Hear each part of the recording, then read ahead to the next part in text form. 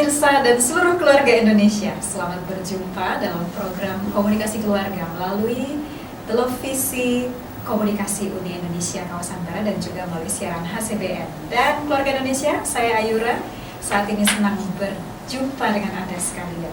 Karena ini adalah program khusus untuk Anda semua, keluarga Indonesia, dengan menghadirkan narasumber seorang pakar komunikasi keluarga, Bapak Dr. Niko J.J. Koro. Saat ini beliau sudah hadir bersama dengan kita di studio. Terima kasih Pak sudah hadir untuk hari ini. Dan karena seperti yang kita terus perbincangkan Pak, bahwa keluarga itu adalah jantung dari masyarakat, kerohanian dan juga bangsa. Berarti penting ya Pak ya untuk komunikasi dalam keluarga ini, dan itu adalah komponen dasar keluarga Indonesia di dalam membentuk kualitas individu, dan itu nanti akan menentukan keberhasilan bahkan sampai pada keberhasilan negara. Jadi penting untuk memusatkan perhatian kita sekarang ya Pak ya, ke rumah tangga, ke keluarga kita.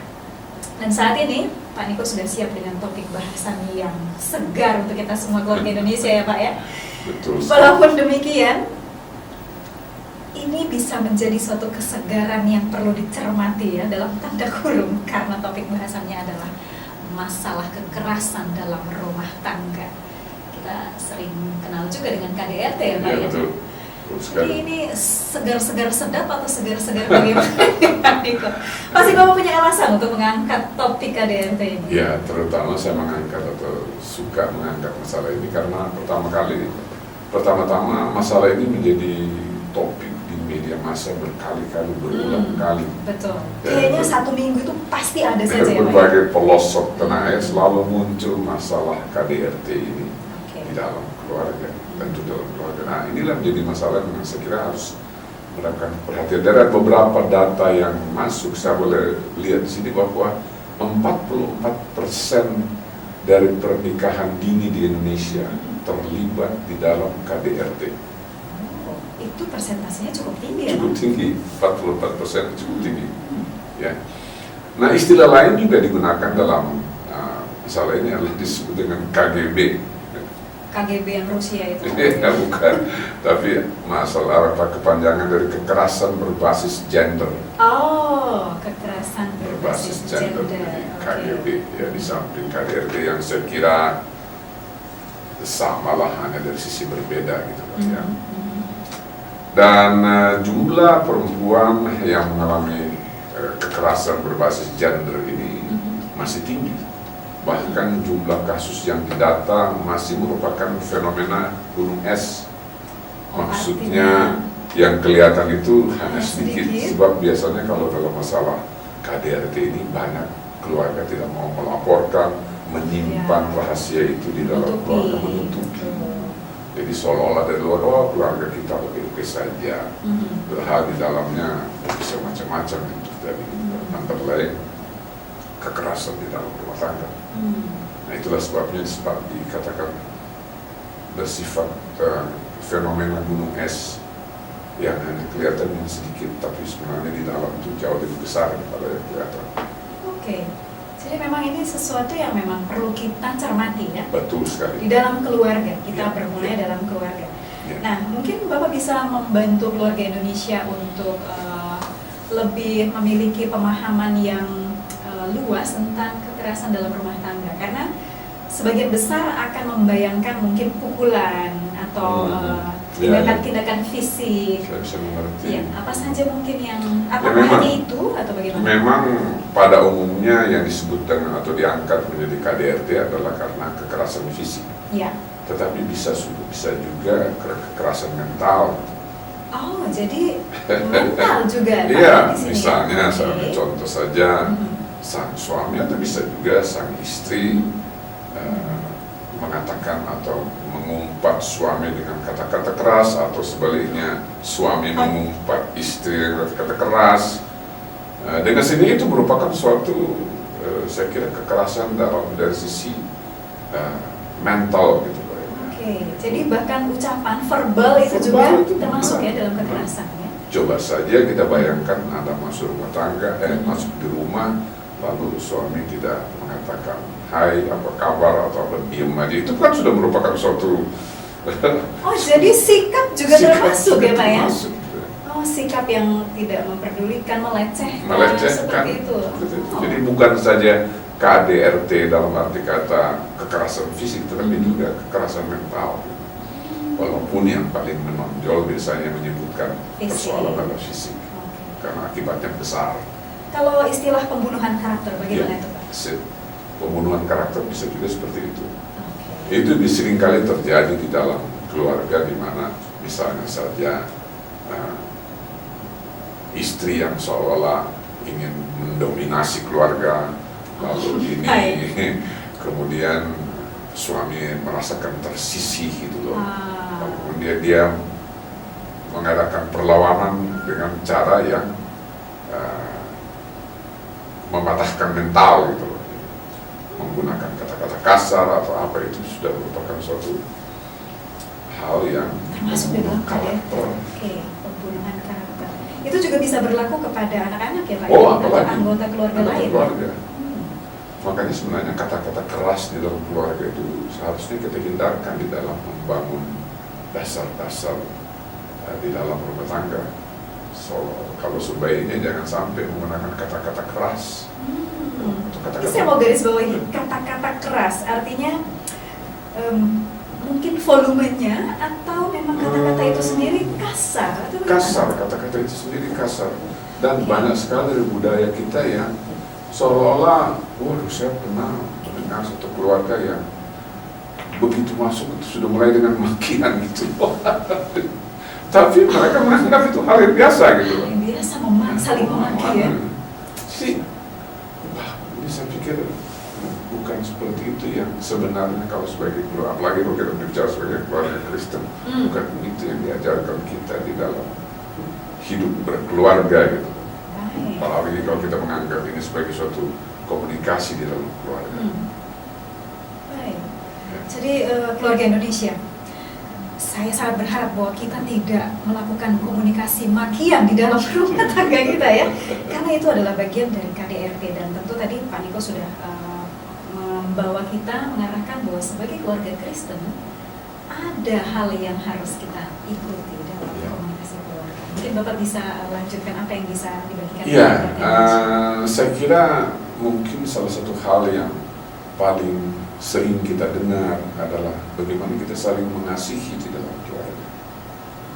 Jadi lawannya kekerasan ya, kasih. Sebab itu seharusnya yang kita munculkan dalam keluarga, kita hidup di dalam kasih dalam keluarga.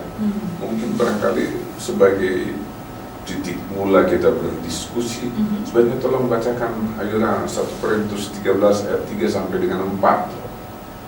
1 Korintus 13 ayat 3 sampai 4. Para pendengar, nanti Anda boleh langsung membuka dari kitab suci Anda. Saya akan bacakan untuk kita semua. Dan sekalipun aku membagi-bagikan segala sesuatu yang ada padaku, bahkan menyerahkan tubuhku untuk dibakar, tetapi jika aku tidak mempunyai kasih, sedikit pun tidak ada faedahnya bagiku.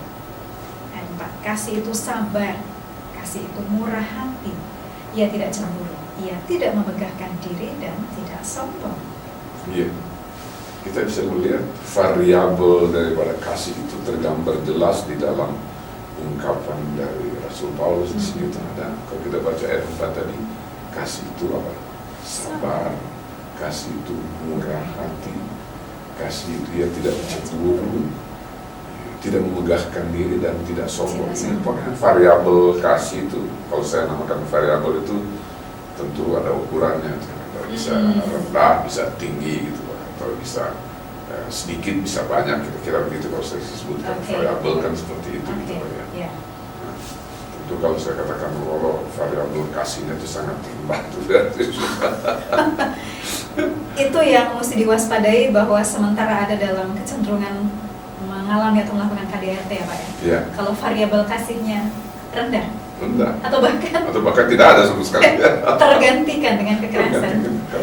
Apakah ada komentar Alkitab yang kita percaya adalah dari Allah sendiri tentang kekerasan ini? Oh, saya kira ada itu. Saya kira kalau kita baca di dalam kita baca dalam 1 Yohanes 1 ayat 8, mungkin kita bisa mulai dari situ. Baik, keluarga Indonesia, Pak Niko sudah mengajak kita untuk membuka kitab 1 Yohanes 1 ayat 8. Saya akan bacakan untuk kita semua. Jika kita berkata bahwa kita tidak berdosa, maka kita menipu diri kita sendiri dan kebenaran tidak ada di dalam kita. Boleh Kak? Bagaimana dengan Mazmur 11 ayat 5? Yang berbunyi, Tuhan memuji orang benar dalam kasih dan memuji orang mencintai kekerasan. Karena questionnya masih di depan di kekerasan. Anda bacakan ini. Ya.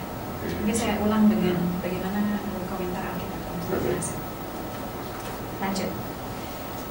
Jadi Pak Niko, sebetulnya karena kita konteksnya adalah kekerasan dalam rumah tangga, apakah ada komentar atau apa yang Allah ajarkan tentang kekerasan ini, atau apa yang sikap Allah terhadap kekerasan?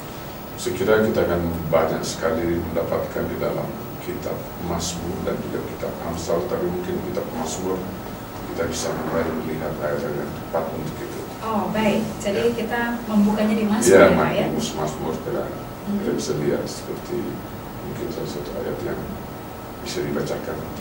Oh baik, jadi mungkin maksudnya di sini adalah dalam Mazmur 11 ayat 5 ya? Ya, betul. Keluarga Indonesia, Anda boleh membuka langsung di kitab Mazmur, atau yang Anda juga mungkin kenal dengan Sabur, pasal yang 11 ayat 5. Saya bacakan untuk kita semua. Tuhan memuji orang benar dan orang fasik, dan Ia membenci orang yang mencintai kekerasan. Jelas sekali ya sikapnya Tuhan, membenci kekerasan. Sebab Tuhan itu adalah bagaimana dalam beberapa ayat yang lain dengan jelas Tuhan mengatakan Tuhan itu dalam kasih adanya. Betul, seperti yang tadi sudah kita bacakan. Tapi ada yang mengatakan, oh kalau dalam perjanjian lama Tuhan itu sangat menghukum, sangat pokoknya menghantam yang berdosa dihantam. Tapi kalau dalam perjanjian baru tidak lagi demikian. Saya kira bukan itu. Dari perjanjian lama sampai perjanjian baru Tuhan itu sama. Dia adalah kasih, hanya di dalam fenomena contoh-contoh di dalam perjanjian lama dan perjanjian baru bisa saja berbeda. Okay. Tapi contoh di dalam perjanjian lama dia sangat tidak menghendaki kekerasan. Betul. Membenci orang yang mencintai kekerasan. Membenci orang yang mencintai kekerasan.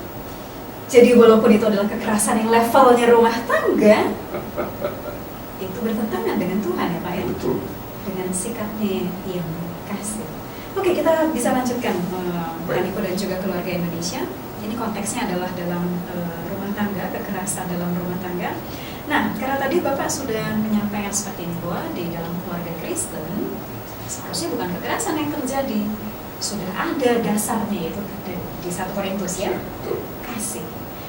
Jadi seharusnya di keluarga Kristen nggak ada lagi dong Pak kekerasan dalam rumah tangga. Harusnya tidak ada. Saya percaya kalau kita sebelum menikah sudah melakukan komitmen saling mengasihi, ya seharusnya pasti konflik ada. Saya kira itu tidak bisa dihindarkan.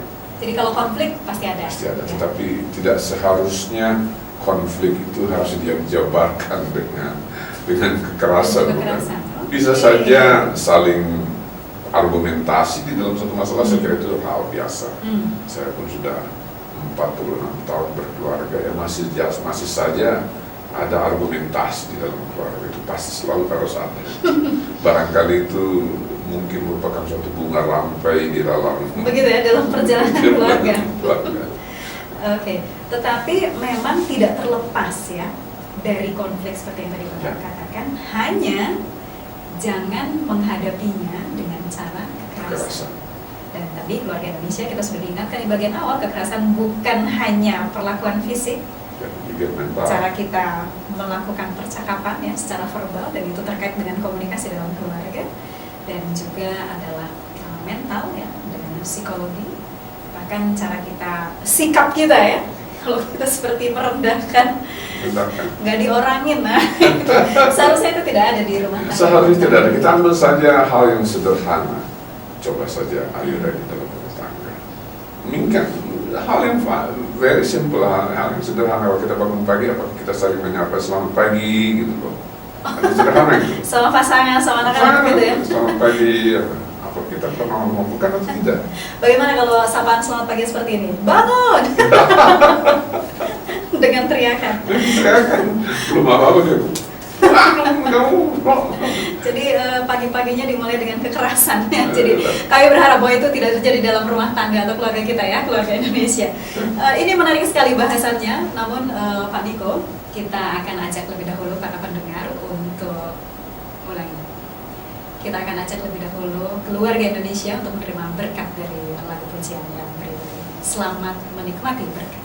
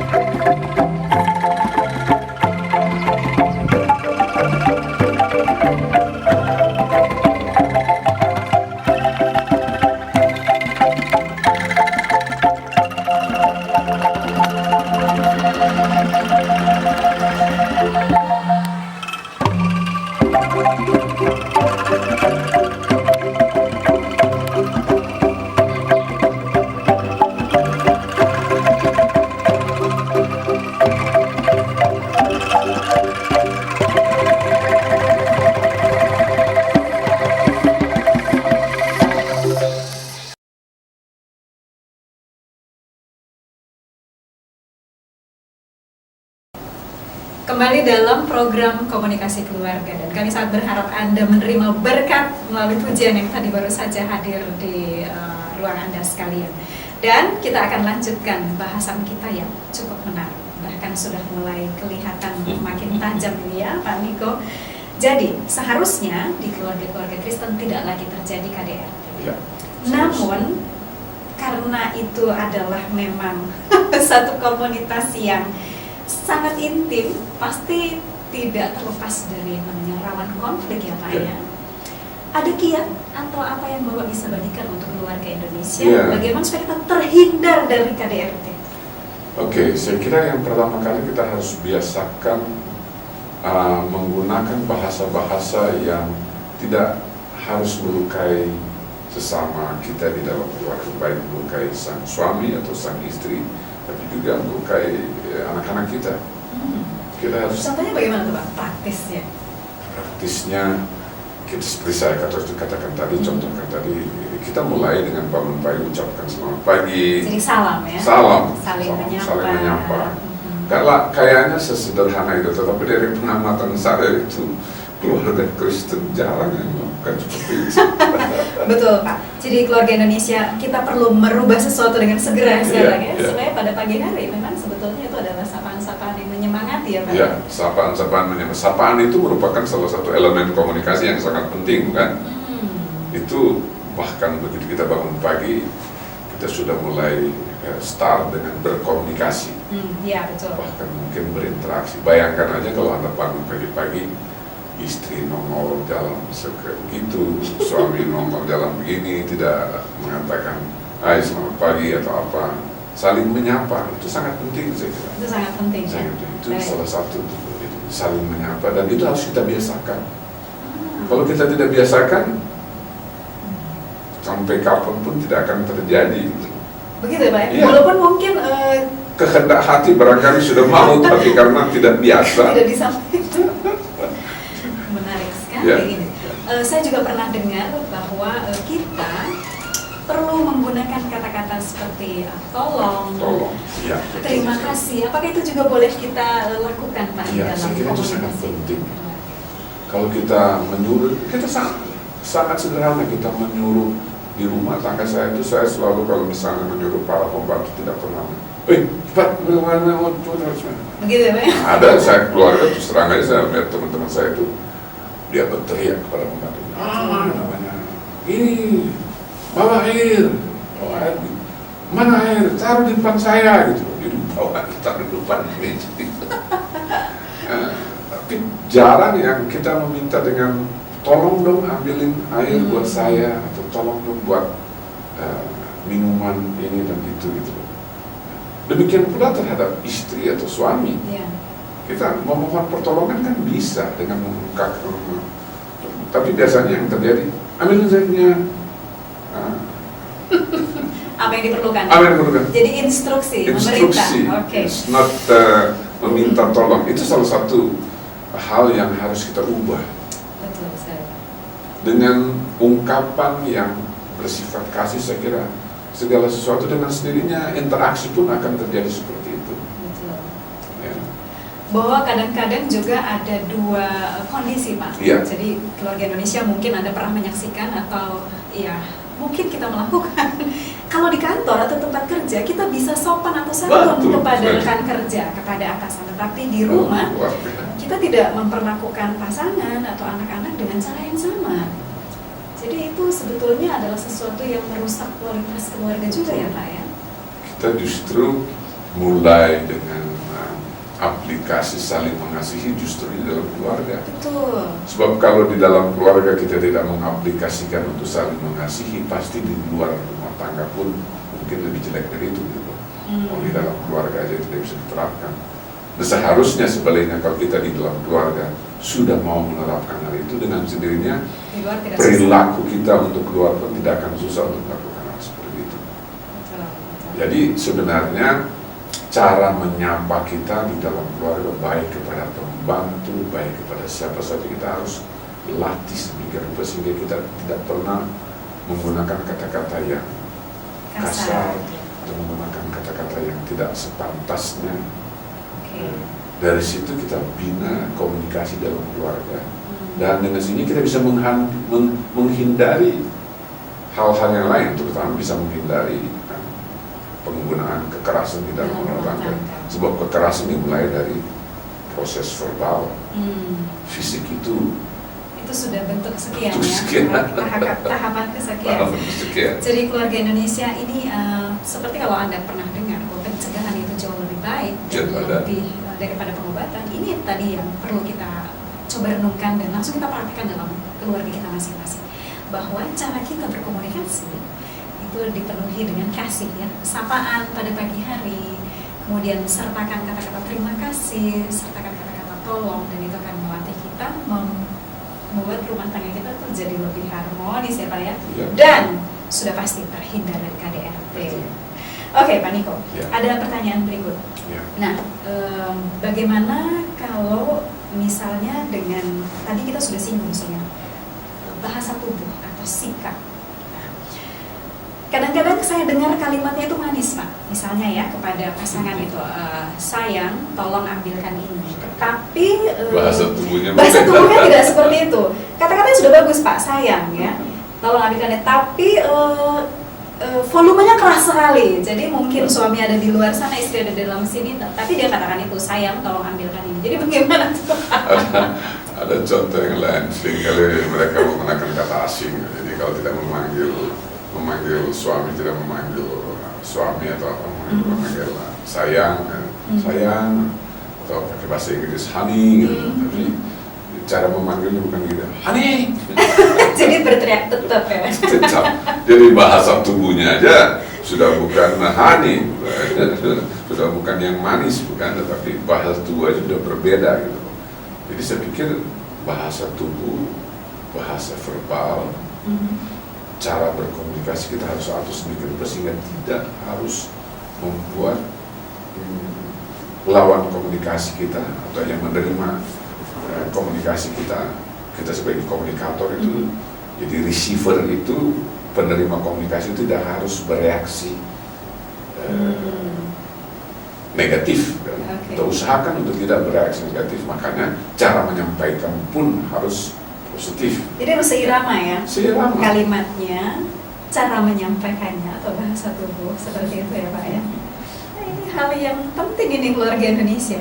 Jadi bukan hanya kalimatnya yang baik, tapi cara menyampaikan. Itu tadi saya jadi ingat yang Bapak arahkan di awal pembahasan bahwa harus ditanamkan kasih lebih dahulu. Ya.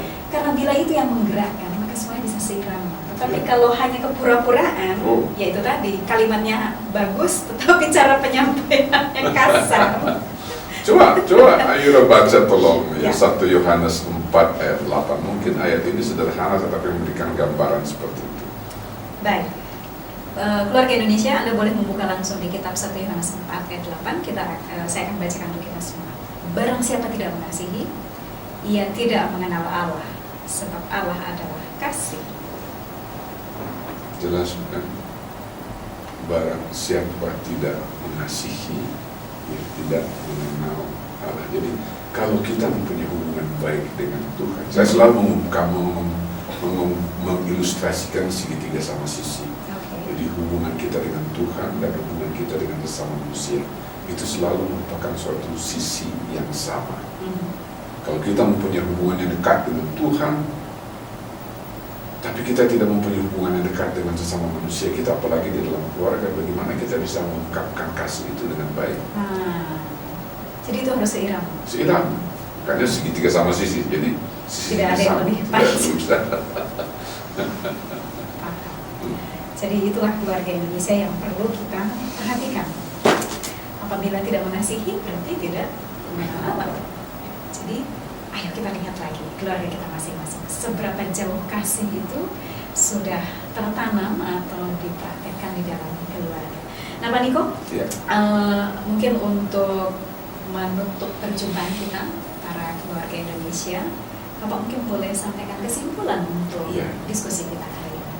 Terima kasih Ayu. Jadi yang pertama, untuk saling mengasihi supaya tidak terjadi KDRT di dalam keluarga, kita harus selalu menghindari ucapan-ucapan yang bisa menyampaikan kata-kata negatif, tapi kita selalu harus mengungkapkan kata-kata yang positif yang bisa menjadikan hubungan selalu menjadi hubungan yang baik. Apalagi kalau kita mengatakan kita mempunyai hubungan baik dengan Tuhan, seharusnya kita mempunyai hubungan baik dengan sesama manusia. Sebab hubungan baik dengan Tuhan itu buahnya adalah kita mempunyai hubungan baik dengan sesama manusia. Jadi kalau kita mengasihi Tuhan, kita mengatakan kita mengasihi Tuhan, tapi kita tidak mengasihi sesama manusia, sama saja dengan seperti Rasul Paulus mengatakan, sama saja dengan gong yang berbunyi nyaring. Betul sekali. Itu dituliskan dalam 1 Korintus ya, 1 Korintus 13. Mungkin boleh saya bacakan sekali lagi untuk keluarga Indonesia dan sekaligus untuk menutup diskusi kita hari ini. Di dalam 1 Korintus 13 ayat 1-2. Sekalipun aku dapat berkata-kata dengan semua bahasa manusia dan bahasa malaikat, tapi jika aku tidak mempunyai kasih, aku sama dengan gong yang berkumandang dan canang yang gemerincing. Sekalipun aku mempunyai karunia untuk bernubuat, dan aku mengetahui segala rahasia, dan memiliki seluruh pengetahuan, dan sekalipun aku memiliki iman yang sempurna untuk memindahkan gunung, tetapi jika aku tidak mempunyai kasih, aku sama sekali tidak berguna. Biarlah ayat ini akan menjadi renungan untuk kita semua keluarga Indonesia, dan kita akan terus terhubung kepada Allah kita yang penuh kasih, sehingga kasihnya itu kita praktekkan dalam keluarga kita, dan seperti yang tadi Pak Niko katakan, kita terhindar dari kekerasan dalam rumah tangga. Dan keluarga adalah jantung dari masyarakat, kerohanian, dan juga bangsa. Jadi kalau keluarga kita baik, negara kita akan berhasil. Terima kasih untuk perhatian Anda, dan Pak Niko terima kasih untuk pelayanan hari ini. Kita akan berjumpa kembali pada kesempatan komunikasi keluarga yang berikutnya. Tuhan memberkati kita semua. Sampai jumpa.